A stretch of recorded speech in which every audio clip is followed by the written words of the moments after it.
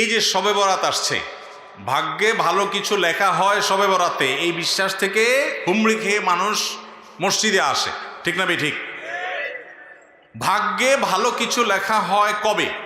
একটা হলো মানুষের সৃষ্টিরও 50,000 বছরে আল্লাহ তাআলা ভাগ্য নির্ধারণ করেছেন। আরেকটা হলো প্রতি বছর যেই রাতে আল্লাহ কোরআন নাজিল করেছেন, আল্লাহ সূরা দুখানে বলেছেন সেই রাতে অর্থাৎ লাইলাতুল কদরে আল্লাহ তাআলা সব গুরুত্বপূর্ণ বিষয় ধার্য করেন।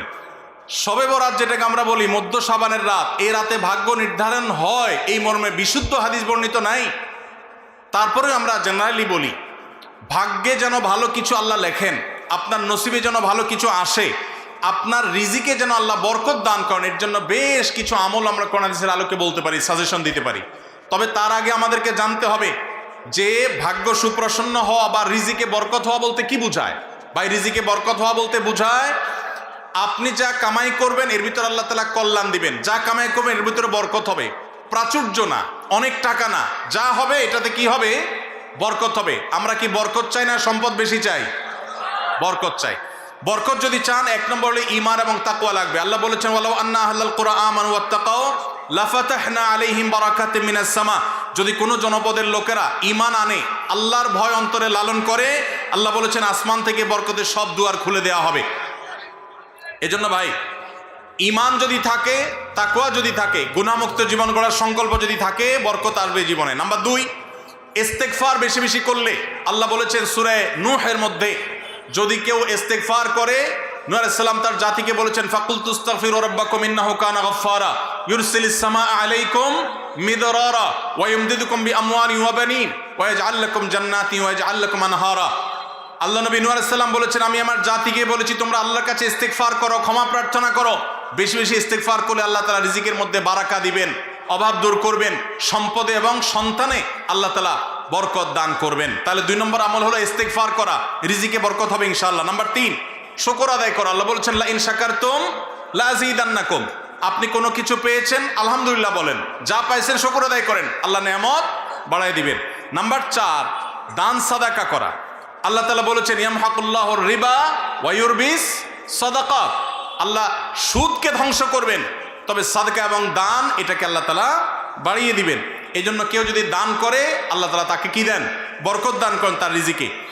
তারপরে 5 নম্বর হলো আত্মীয়তার সম্পর্ক রক্ষা করা। নবীজি সাল্লাল্লাহু আলাইহি সাল্লাম বলেছেন মান সাররাহু আন ইউবসাতা লাহু ফি রিজকিহি আও ইউনসা লাহু ফি আসারিহি ফালিয়াসিল রাহিমা। যে ব্যক্তি চায় তার আত্মীয়তার সম্পর্কে, যে ব্যক্তি চায় তার হায়াতে বরকত হোক, তার রিজিকে বরকত হোক, সে যেন আত্মীয়তার সম্পর্কের সাথে সম্পর্ক ভালো রাখে, আত্মীয়দের সাথে অর্থাৎ রক্ত সম্পর্কে আত্মীয়দের সাথে যেন সম্পর্ক কানেক্টেড রাখে, বিচ্ছিন্ন না করে, তাহলে তার রিজিক এবং হায়াতে বরকত হবে। এবং সর্বশেষ আরেকটা আমল বলতে চাই, সেটা হলো খাবারের ক্ষেত্রে একত্রিত হয়ে বসে খাবার খাওয়া। এই সুন্নত আমাদের সমাজ থেকে বিদায় হয়ে গেছে, আমরা অনেকে জানি না। আবু দাউদের একটি হাদিস বর্ণিত হয়েছে, নবীজি সাল্লাল্লাহু আলাইহি সাল্লামের কাছে এক ব্যক্তি বললেন হে আল্লাহর রাসূল, আমরা খাই কিন্তু অনেক খাওয়ার পরেও পরিতৃপ্ত হই না, পেট ভরে না, খাবারের চাহিদা পরিপূর্ণ মিটে না, কারণটা কি? নবীজি সাল্লাল্লাহু আলাইহি সাল্লাম বলেছেন তোমরা সম্ভবত আলাদা আলাদা প্লেটে খাও, আলাদা আলাদা সিঙ্গেল খাও। তখন নবীজি সাল্লাল্লাহু আলাইহি সাল্লাম বলেছেন তোমরা সবাই একসাথে খানা খাবে, আল্লাহ তাআলা তোমাদের খাবারে বরকত দান করবেন। একসাথে খানা খাবে এবং বিসমিল্লাহ বলে খাবে, এই 2টা কাজ করলে আল্লাহ তাআলা তোমাদের খাবারে বরকত দান করবেন। এই জন্য ভাইরা, বাসা বাড়িতে এক প্লেটে স্বামী স্ত্রী 2 জন আছেন, এক প্লেটে খাবেন। বাচ্চাদেরকে নিয়ে বড় প্লেট নিয়ে খানা খাবেন, এটা সুন্নত। নবীজি সাল্লাল্লাহু আলাইহি সাল্লাম উৎসাহ দিয়েছেন, কিন্তু আমাদের সমাজ থেকে এটা এখন হারিয়ে গেছে, নাই বললে চলে। আমরা সবাই যার যার মতো খানা খাই। এজন্য এই কাজটাও আমাদের আমলে, আমাদের রিজিকে, আমাদের হায়াতে বরকত এনে দিবে ইনশাআল্লাহ। সর্বশেষ প্রশ্ন, আকিকা না দিলে কি শিশুর বিপদ কাটে না? আকিকা না দিলে শিশুর বিপদ কাটে না এমন কোনো কথা কোরআন হাদিসে নেই। তবে আকিকা দেওয়া এটা গুরুত্বপূর্ণ একটা আমল। আল্লাহ কাউকে পুত্র সন্তান দান করলে 2টি ছাগল, আর কন্যা সন্তান দান করলে 1টি ছাগল জবে করা, এটা নবীজি সাল্লাল্লাহু আলাইহি সাল্লামের সুন্নাহ। এটা জন্মের 7ম দিনে, না হলে 14তম দিনে, না হলে 21তম দিনে করবেন। সেটাও যদি কোনো কারণে না হয় পরে যে কোনো সময় করলেও আদায় হয়ে যাবে। এমনকি কারো শিশুকালে যদি আকিকা দেওয়া না হয়, বড় হওয়ার পরে তার আকিকা দিলেও আদায় হয়ে যাবে। এই আকিকা এটা না দিলে যে বিপদ কাটে না এরকম কোনো কথা নাই। তবে হ্যাঁ, বিভিন্ন হাদিসে নবী সাল্লাল্লাহু আলাইহি সাল্লাম বলেছেন কুল্লু গুলামিন মুরতাহানুন বিআকিকাতিহি, বাচ্চার এটা আকিকার উপরে সে অনেকটা ডিপেন্ডেন্ট থাকে।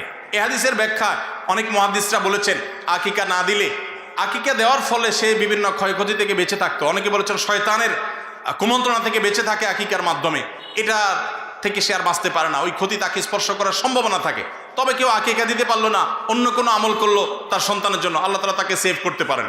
এমন কোনো কথা নাই যে আকিকা না দিলেই তার সন্তানের বিপদ কাটবে না। তবে আকিকা দেওয়া উচিত, এর মাধ্যমে সন্তান নানাভাবে উপকৃত হয়, নানাভাবে সেফ থাকে, নিরাপদে থাকে। আল্লাহ আমাদের যাদের সামর্থ্য দিচ্ছে তাদেরকে আমল করার তৌফিক দান করুন।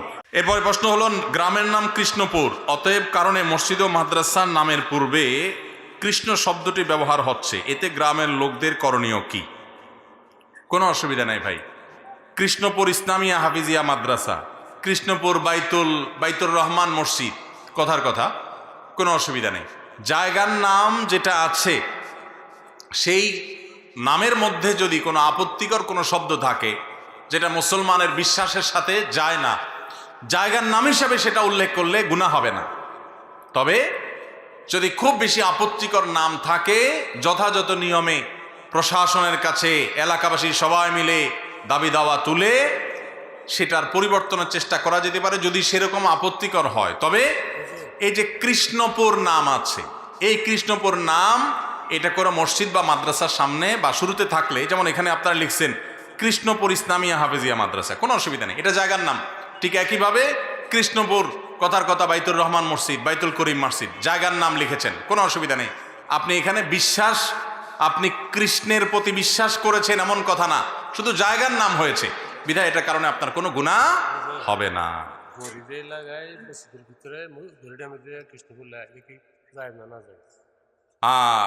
মুরব্বী বলছেন যে ঘড়ির মধ্যে ওই শব্দ লাগায় দেয়, সেই শব্দ আপনার মসজিদের মধ্যে থাকে, এটা অনুচিত কিনা।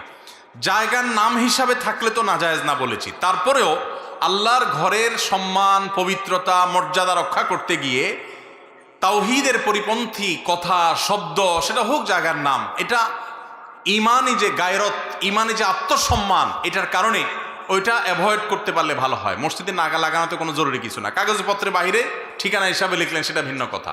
অতএব এগুলো পরিহার করতে পারলে, বিশেষ করে মসজিদের ভিতরে মসজিদের পবিত্রতা এবং মর্যাদার খাতিরে অন্তত আল্লাহর সঙ্গে শিরক করা হয় এরকম কোনো শব্দ, এরকম কোনো বিশ্বাস এটা ধারণ করে, সেরকম শব্দগুলো মসজিদের ভেতরে না থাকলে ভালো হয়। কিন্তু যেটা বললাম, জায়গার নাম হিসাবে উল্লেখের কারণে আপনি মুশরিক হয়ে যাবেন, শিরক হয়ে যাবে, এই বিশ্বাসী হয়ে গেছেন, ব্যাপারটা সেরকম না। কারণ ইন্নামাল আমালু বিন্নিয়াত, আপনি তো কৃষ্ণে বিশ্বাস করছেন না, আপনি জায়গার নাম হিসাবে উল্লেখ করছেন, আপনার নিয়ত তো বিশ্বাস না বা শিরক করা না, বিধায় সেটা আপনার শিরক হবে না। এরপরে প্রশ্ন হলো, নিজের আপন সন্তান কত বছর বয়স হলে বিছানা আলাদা করতে হবে?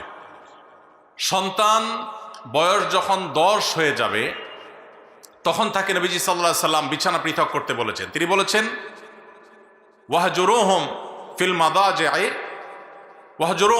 মাদাজি'i ইযা বালাগু 10 আও কামা ওয়ারাদা ফিল হাদিস। কোন কোন বর্ণনায় ওয়াফাররিকুহুম আসছে। নিজের সন্তানদের বয়স যখন 10 হবে তখন তাদের বিছানা পৃথক করে দাও। এক কম্বলে, এক কাঁথার নিচে দুজন ঘুমাবে না, তখন আলাদা আলাদা হবে। যদি বিছানা পৃথক করা বলতে আলাদা খাট, আলাদা চকিতে শোয়ানোর মতো আর্থিক সঙ্গতি না থাকে, তাহলে একই কক্ষেও যদি থাকে তো মাঝখানে পার্টিশন থাকবে, কোলবালিশ জাতীয় কিছু থাকবে, আলাদা কম্বল কাঁথা থাকবে, একই কাপড়ের ভিতরে বা একই কাপড়ের নিচে ঘুমাবে না। এটা নানাবিধ অনাচারের পথকে উন্মুক্ত করে। আরও আগে থেকে যদি বাচ্চাকে অভ্যাস গড়ে তোলা হয় সেটা সবচেয়ে ভালো।